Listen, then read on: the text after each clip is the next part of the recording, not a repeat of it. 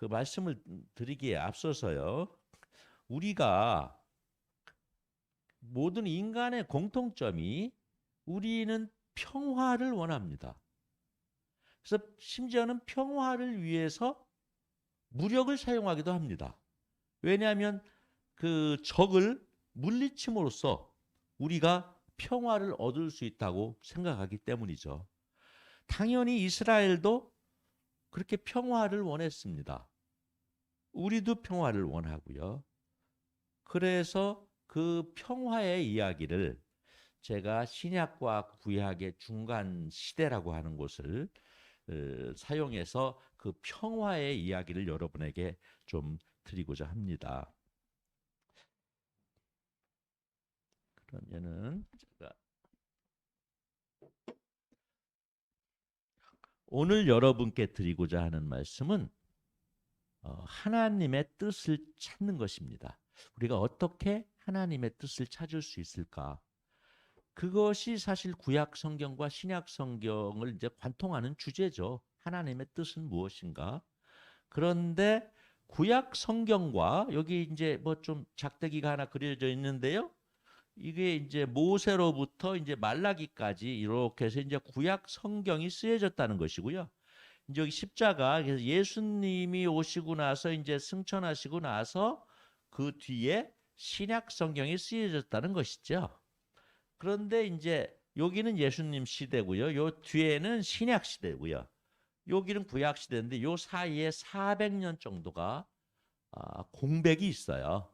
그 공백이 있는 것이 이스라엘 역사에 공백이 있는 게 아니에요.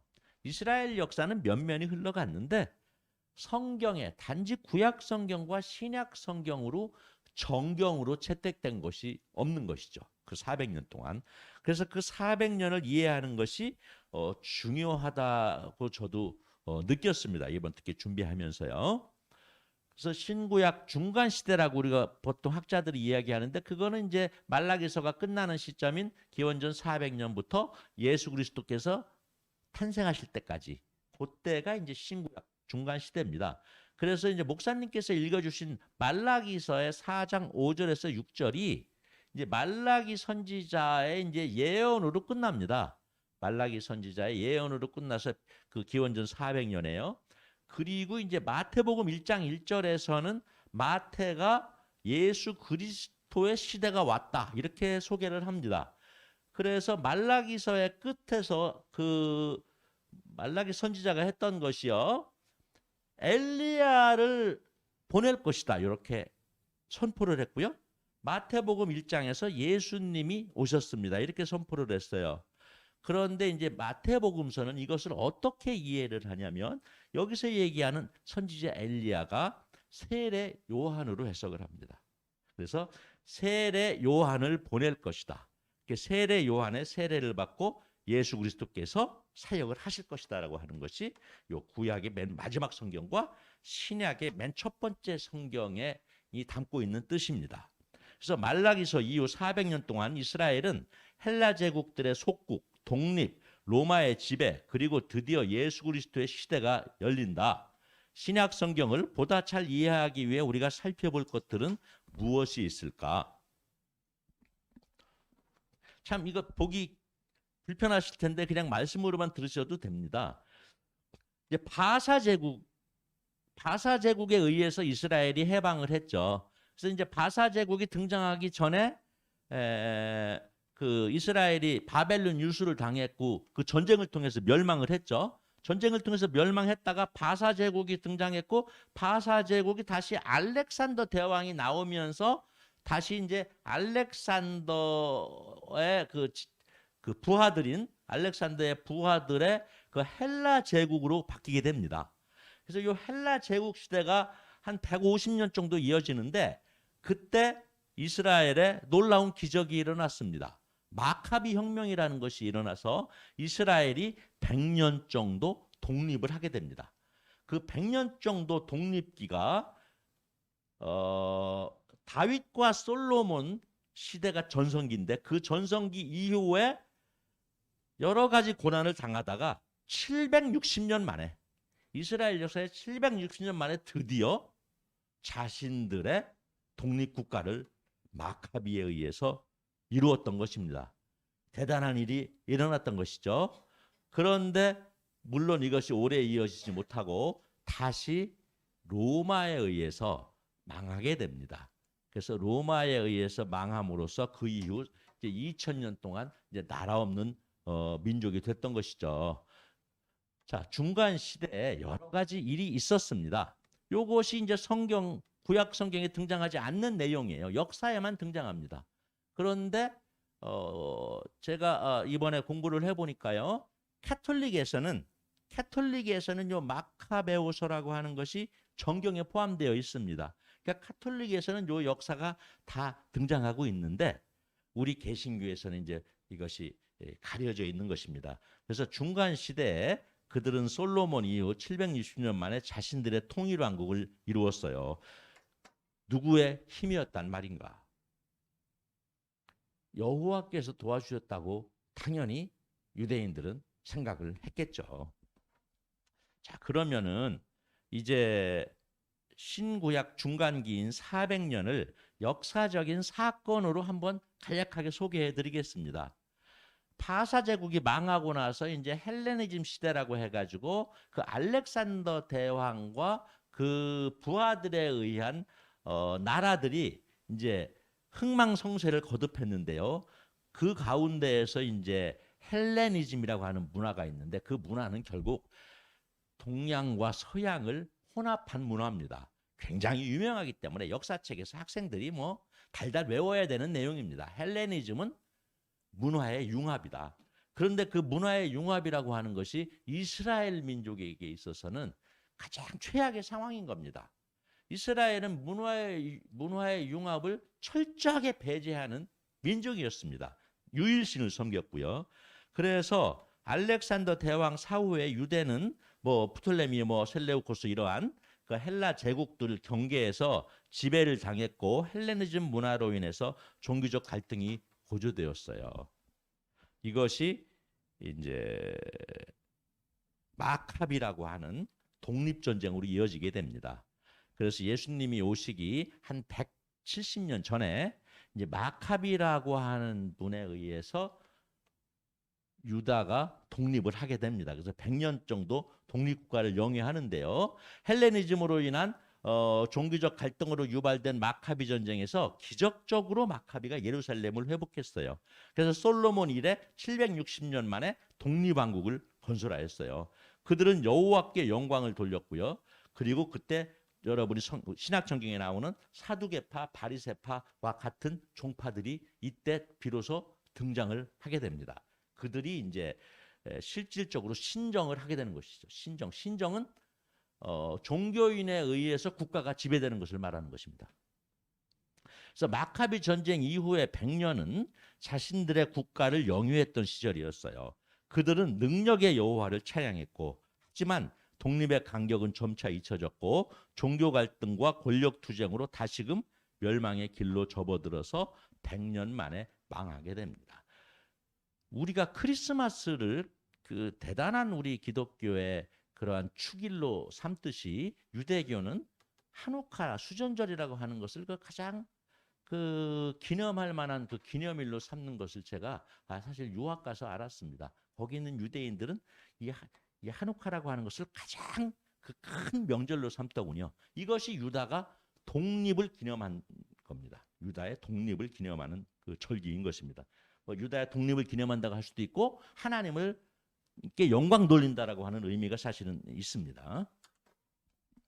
그래서 이제 마카비 전쟁이 끝나고 이제 내란이 일어나면서 또 100년 뒤에 멸망하게 돼요. 근데 그 멸망은 내분에 의해서 멸망이 되었다고 얘기를 해요. 여기 여러 가지를 적었습니다만 이것은 제가 이제 건너뛸까 합니다.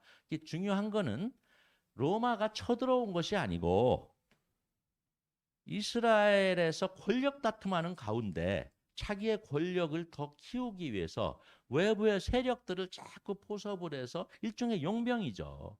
외부의 세력들을 포섭해서 그들로 하여금 자기 편을 들게끔 해서 그 권력을 쟁취하고자 하는 그러한 투쟁들이 있었던 거예요.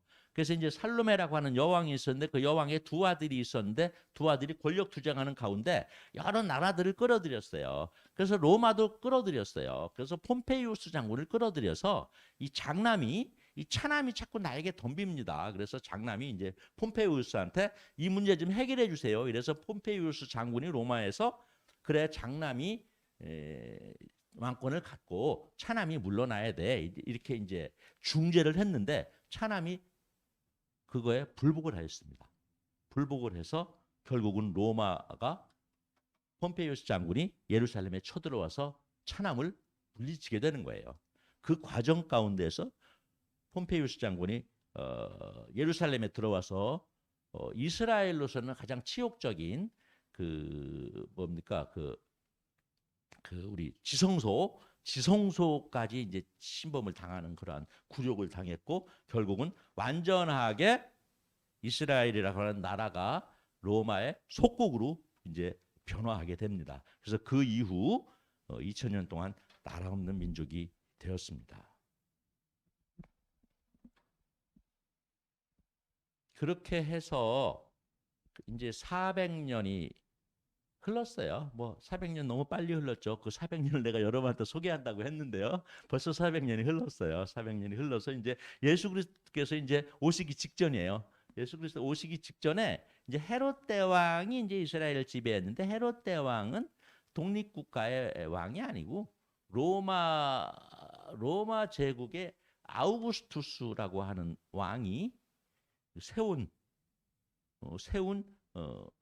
왕이 유대의 왕으로 세운 왕이 이제 헤롯 대왕인 겁니다. 그러니까 헤롯 대왕은 로마의 말을 이제 잘 들어야만 되는 것이죠. 그래서 헤롯 대왕이 죽고 나서 굉장히 복잡한 일이 이루어졌었습니다. 그래서 목사님께서 주일 예배 때도 한번 설명을 하셨죠.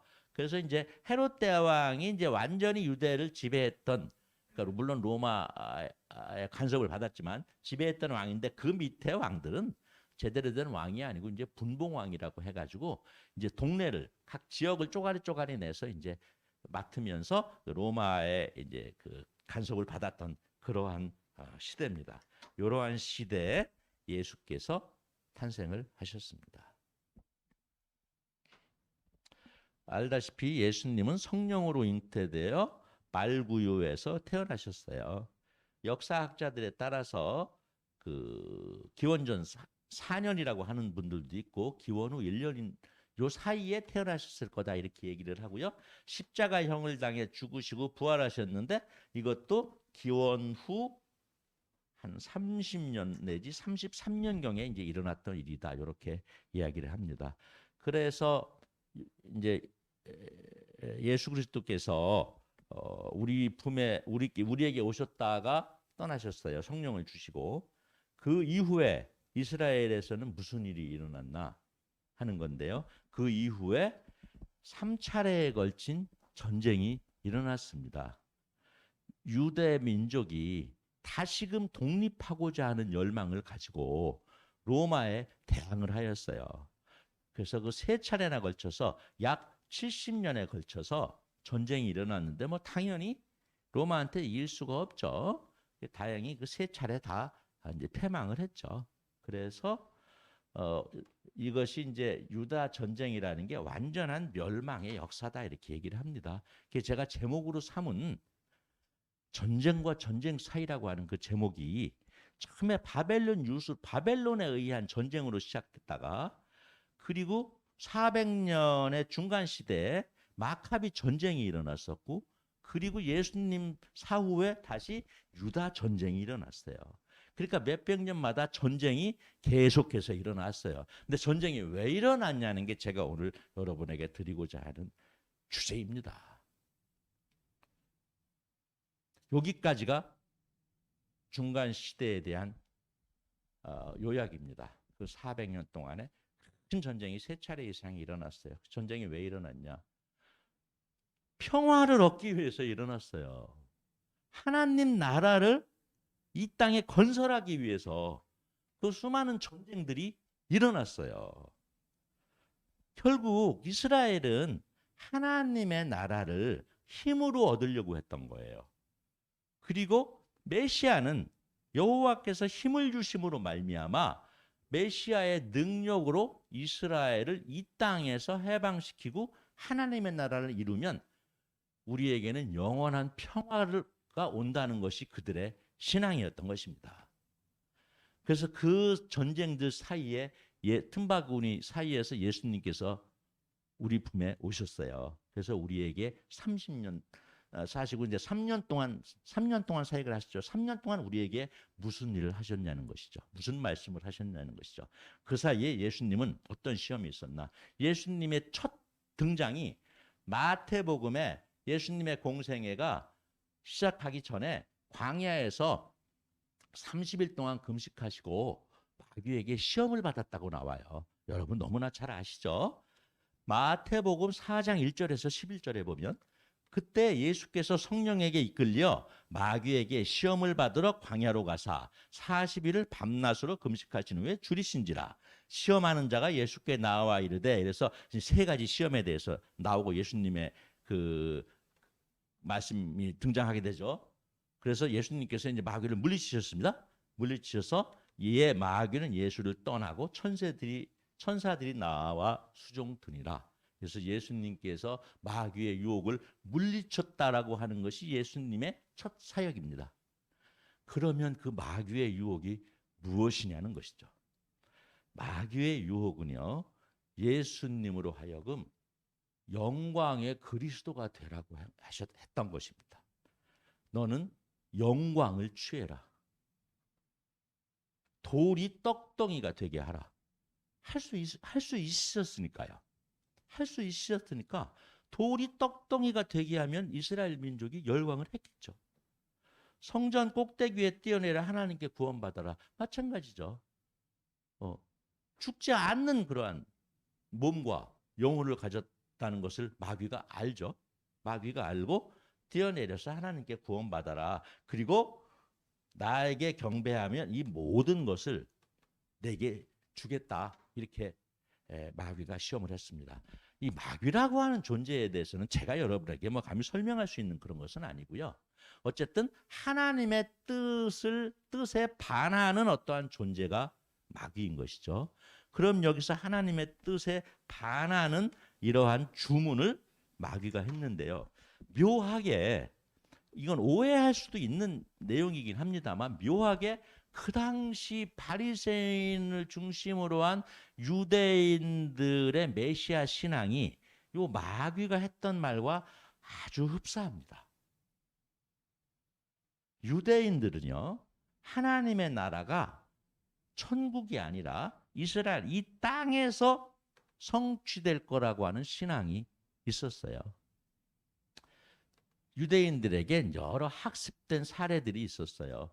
출애굽, 가나안 정복, 이 40년 동안 엄청난 기적이 일어났죠. 상대방을 여호와께서 무력으로 물리쳐 주셨습니다. 그 이후에도 여러 여호와께서 간섭하셔서 많은 전쟁에서 하나님이 직접 능력으로 무력으로 역사하셨어요. 그것이 마귀가 시험했던 것과 너무나 흡사한 것입니다. 돌이 떡덩이가 되고 성전 꼭대기에서 뛰어내려도 하나님께 구원을 받는 능력의 주, 영광의 그리스도를 마귀는 유혹했던 거예요. 너는 영광의 주가 되라. 너는 예루살렘에 환영받으면서 들어가서 로마를 물리치고 이스라엘을 회복해라. 그와 같은 영광의 그리스도를 주문했었습니다. 그들은 여기서 그들은 유대인이라고 봐야죠. 유대인은 그 헬라 제국이나 로마를 힘으로 물리치고 독립하는 것이 이스라엘의 평화, 즉 하나님의 나라를 이루는 것이라 생각을 했었습니다. 이것이 당시 유대인들의 메시아 신앙과 너무나 닮았습니다. 그들은 힘 있는 메시아, 영광의 메시아를 기다렸어요.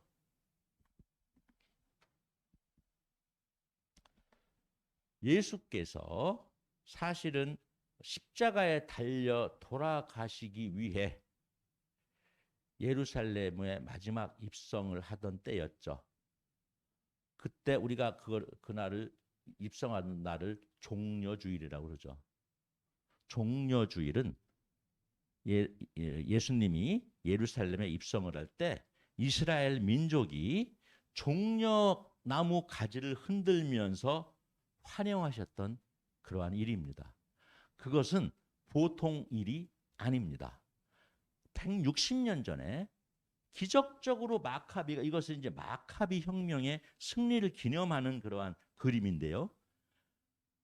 마카비가 기적적으로 예루살렘을 회복해서 하나님의 나라를 회복했을 때 이스라엘 민족이, 여기 잘 안 보입니다만, 이스라엘 민족이 무수한 종려나무 가지를 갖고 와서 마카비의 영광을 돌리고, 마카비를 찬양하고 하나님께 영광을 돌렸던 거예요. 그와 똑같은 일을, 이 종려가지를 예수님이 오셨을 때 동일하게 유대인들은 했던 것이에요. 160년 만에 드디어 마카비와 같은 위인이 우리에게 드디어 등장했구나. 예루살렘에 들어가서 이제 드디어 예루살렘을 해방시킬 수 있겠구나. 로마의 압제에서 해방시킬 수 있겠구나 해가지고 예수님의 입성을 그렇게 환영했던 것이죠. 호산나, 우리를 구원하옵소서 라고 환영을 했어요. 요한복음 12장 13절에 나옵니다. 이스라엘, 즉 유대인들은 로마로부터, 예수님이 로마로부터 자신들을 구원하기를 원했어요. 그런데 예수님은 다른 말씀을 하셨어요. 나는 너희를 죄로부터 구원하겠다, 이렇게 하셨어요. 그리고 심지어는 요한복음 18장 36절에 보면 내 나라는 이 세상에 속한 것이 아니라, 이런 말씀을 하셨어요. 그러니까 유대인들이 듣기에는 이것이 무슨 말일까요? 자신들이 기대했던 메시아라면 이런 말을 할 수가 없는 거예요. 자신들의 메시아는 이 땅에서 하나님 나라를 이루는 거예요. 저 천국에서가 아니라. 그런데 예수님은 내 나라는 이 세상에 속한 것이 아니라고 하셨어요. 그리고 심지어는 무기력하게 죄인이 되어서 로마 총독 앞에서 재판을 받으셨어요. 그들은 크게 실망을 했을 겁니다. 그래서 며칠 전에 환영하던 그 이스라엘 군중이 예수를 버렸죠. 십자가에 못 박으라고 외쳤던 것이죠. 그들의 방법과 예수님의 말씀은 너무나 달라서 그 교점이 전혀 없다고 저는 느꼈어요. 그럼 하나님의 나라의 승리는, 예수님께서 하셨던 말씀은 도대체 어떤 것이었을까요? 이스라엘은 로마를 물리치는 것, 그 전에는 헬라를 물리치는 것, 그래서 우리에게 평화를 주옵소서 하는 것이 그들의 신앙이었는데 예수님의 방법은 그들과 반대였어요. 그들은 영광의 그리스도를 원했어요. 그들이 영광의 그리스도는 그들이 생각하는 메시아였던 것입니다. 그런데 예수님은 영광의 그리스도 대신 고난의 그리스도를 택하셨어요. 그리고 하나님의 샬롬, 즉 하나님께서 주시는 평화는 무력으로 얻는 것이 아니라 예수님의 십자가를 통해서 이루어진다고 하셨어요. 마귀의 세 가지 시험에 대한 예수님의 답변은 너무나 단순합니다. 돌로 떡을 만들라고 했을 때 너희들은 나는 말씀으로 살 것이다, 이렇게 하셨고요. 그리고 뛰어내리라 했을 때 시험하지 말라 하셨고, 그리고 마지막으로 이제 이걸 다 너에게 주겠다고 할 때 사탄아 물러가라, 하나님만 섬기라, 이렇게 하셨어요. 이 얘기는 다 동일한 얘기예요. 하나님만 섬기는, 하나님 말씀으로만 살아야 된다라고 하는 말씀을 하셨던 거예요. 그래서 3년의 공생애를 시작하기 전 광야의 첫 시험에서부터 예수님은 이스라엘의 기대에 반하는 그러한 말씀을 하셨던 거예요. 나는 너희들이 생각하는 그 메시아가 아니라 나는 영광을 버리고 고난의 십자가를 지겠다라고 하는 말씀을 하셨어요. 그래서 하나님의 방법은 여기서 우리들이라고 했어요. 그래서 물론 유대인들이지만 사실은 유대인들이나 우리나 어떠한 면에서는 우리가 하나님의 그러한 능력, 힘, 그거를 우리가 많이 사실 원하는 마음을 가지고 있지 않습니까? 그래서 하나님의 방법을 우리의 생각과 다르다 이렇게 우리라고 하는 표현을 제가 썼습니다. 예수님은 기득권이나 로마에 한 번도 항쟁하지 않고 무기력하게 십자가에서 돌아가신 것 같았으나 그로부터 350년 뒤에 로마는 100% 하나님의 나라로 되었어요. 그것이 데오도시우스 황제라고 하는 사람이 AD 380년에 기독교를 로마의 국교로 삼았던 사건이죠. 그래서 결국은 예수님은 로마를 350년 만에 무혈 점령을 하셨던 것입니다. 힘이 아니고.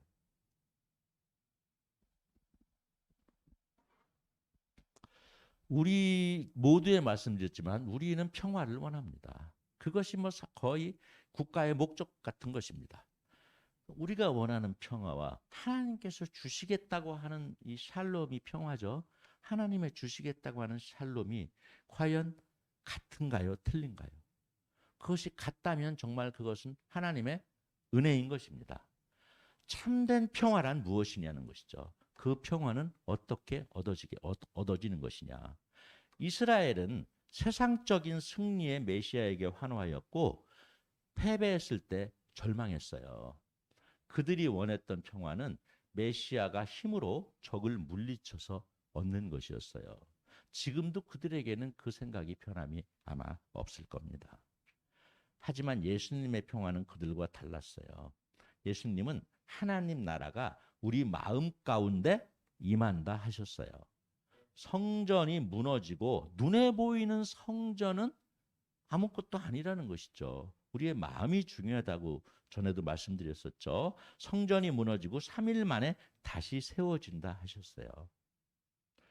이것이 신약 시대 예수님이 선포하신 하나님의 샬롬의 시작점이었습니다. 구약이 메시아의 도움으로 평화를 얻는 것이었다면 신약 시대의 시작은 예수님께서 선포하신 하나님의 샬롬, 즉 하나님 나라가 우리 마음 가운데 임하는 것이라는 것이었습니다. 우리는 여기서 유대인들과 얼마나 다른가요? 하나님은 우리의 기도에 세상의 방법이 아닌 하늘의 방법으로 응답해 주신다는 것을 여러분은 믿으십니까? 그래서 우리가 신구약 중간사를 통해서 하나님의 뜻을 구하는 우리 모두가 되시기를 기원합니다. 여기 이제 신구약 중간사와 조금 다른 이야기가 되겠습니다만, 신구약 중간사는 이제 이스라엘의 역사고요. 여기 이제 유기성 목사님께서 하신 말씀, 이것이 예수께서 마귀에게 시험을 당했을 때 마귀를 물리치시고 참된 평화를 우리에게 주시겠다고 한 그 말씀과 저는 좀 통한다고 생각을 해서 유기성 목사님의 그 설교를 3분짜리 설교를 제가 들려드리겠습니다. 여러분, 마음이 평강이 참 놀라운 하나님의 역사를 일으키는 조건입니다. 예수님이 마음의 중심에 계시면 그게 바로 평강입니다. 근데 예수님이 마음의 중심에 계시지 않으면 마음이 요동하게 됩니다. 여러분, 돈 버는 일 중요해요? 안 중요해요? 중요합니다. 그런데 예수님이 마음의 주님이실 경우에 그 돈 버는 일은 우리의 삶 속에 매우 놀라운 하나님의 복입니다. 그런데 예수님이 마음의 중심에 계시지 않고 돈이 내 마음의 중심에 들어와 버리면 이게 큰일이에요. 주님이 주인이 아니시고 내가 돈 버는 일을 주님이 도와주시는 분. 이때부터가 이제 문제가 되는 겁니다. 내가 진짜 원하는 것은 돈이고 사업이고 승진이고, 그러니까 계속 마음이 분노, 두려움, 염려, 상처, 좌절감, 낙심, 절망, 그렇게 가는 거예요. 돈이 내 마음의 중심에 있으니 내 마음의 평강이 다 없어집니다. 예수님이 내 마음의 왕 되시고 나면 시험될 일이 없어요. 내 마음에 요동함이 없어요. 세상에서 내가 어떤 처지와 어떤 형편에 내가 있다 하더라도 아무것도 문제가 안 돼요. 그래서 마음의 평강을 확인할 때마다 항상 주를 바라봅니다. 우리가 마음의 평강이 없게 되면 예수님이 내 마음의 왕 되심이 아니라는 뜻이에요. 그 말은 내가 내 마음의 평강이 없으면 주님은 아무것도 못하세요. 그렇게 우리 주님께서 염려하지 말라 하신 이유는 우리가 염려하기 시작하면 아무리 하나님이 좋으신 아버지시라도 우리가 그걸 전혀 경험을 할 수가 없기 때문에, 그러니 여러분도 항상 여러분 자신의 마음의 평강을 점검해요. 하나님이 정말 원하시는 일은 우리의 마음과 생각을 바꾸시는 거예요. 6절 말씀에 염려가 있으면 즉시 기도하라고 합니다. 눈을 돌리라는 거예요. 염려에서, 문제에서 하나님께로 눈을 돌리라는 거예요. 근데 이왕 기도할 거면 감사하라. 하나님 살려주세요. 이렇게 기도하지 말고 감사로 기도하라. 왜? 정말 믿으니까. 하나님은 다 해결하실 수 있는 하나님이시니까. 그러니까 이미 해결된 거나 마찬가지니까. 그러니까 감사하는 거죠. 자, 감사가 됐다는 말은 무슨 뜻이죠? 마음이 평강이 온 거예요. 내가 진짜 감사함으로 주님 앞에 나가 기도하면 주님이 내 마음의 생각을 평강으로 지키십니다. 그래서 그 평강 가운데서 하나님이 생각을 주시고 하나님의 계획을 알게 하시고 하나님의 지혜를 주시고 여러분이 무엇을 해야 될지를 알게 하시고 할 수 있는 힘을 주시고 여러분의 가정, 일터, 여러분의 사명의 길 주께서 주의 일을 이루어내실 것입니다.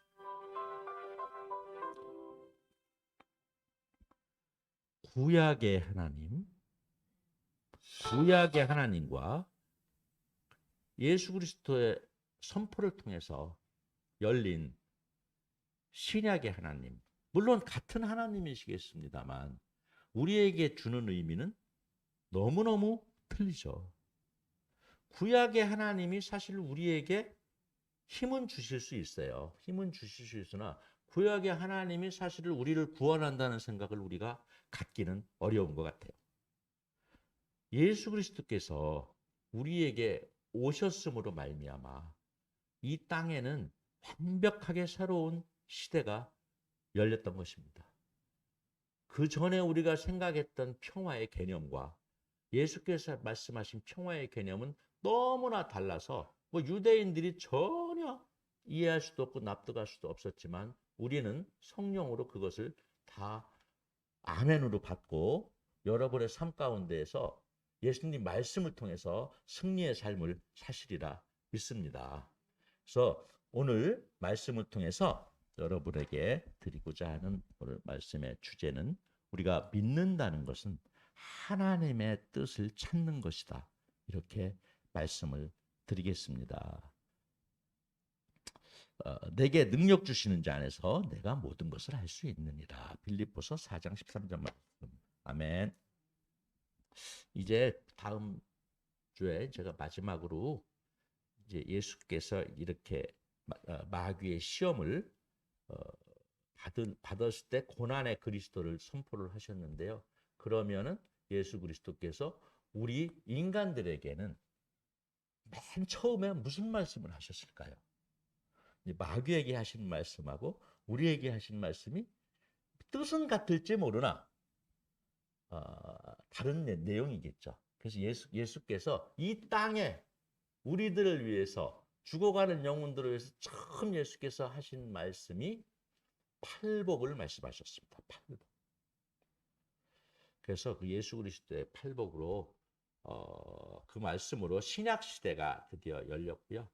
그 열린 신약 시대까지를 제가 여러분에게 부족하지만 소개함으로써 이 구약과 신약의 징검다리까지를 소개함으로써 1단계 마무리할까 합니다. 여러분 감사합니다.